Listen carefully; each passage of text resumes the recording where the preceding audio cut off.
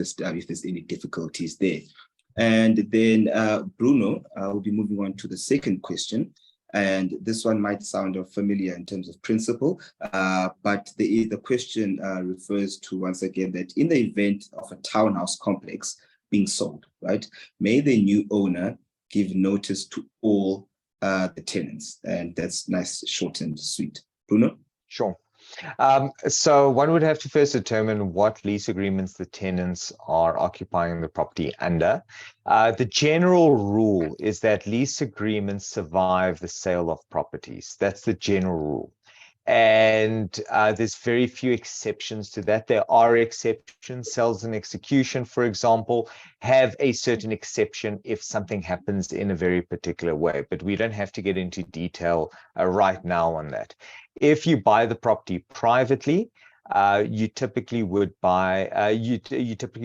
step into the shoes of the landlord. So this principle is called Huur Gaat Voor Koop, and that basically means that the tenant retains their rights against the landlord, even if it's a different landlord or a new owner, and the landlord, by virtue of that, would also retain their rights and still have obligations towards the tenants. So basically, it's almost a substitution of the landlord by implication of our law.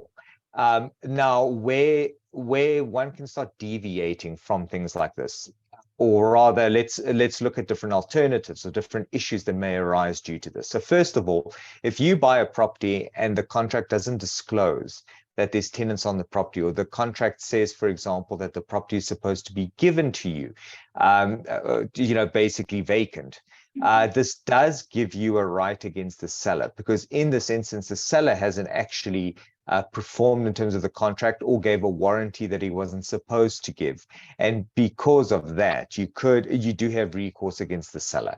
Another example, for instance, if the lease agreements were month-to-month lease agreements, in that instance, yes, you can give notice, because it's just because you've taken over ownership of the property doesn't mean that the terms, in fact, the terms of the lease agreement don't change.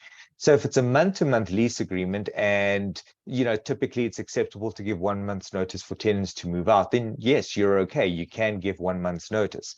My suggestion is you need to go back to the seller and you need to clarify with the seller what the terms of the agreement with the tenants were. And then you need to basically follow your rights in terms of those agreements. Absolutely. So thank you very much. I do think this question is actually one of our most dealt with questions on our channel. So I would definitely encourage people to actually go back and view all the questions regarding this specific scenario. Also mandates, managing agents, and procurement fees. There's also quite a couple of videos on our channel regarding that. So please do go back and watch those videos. We do have a final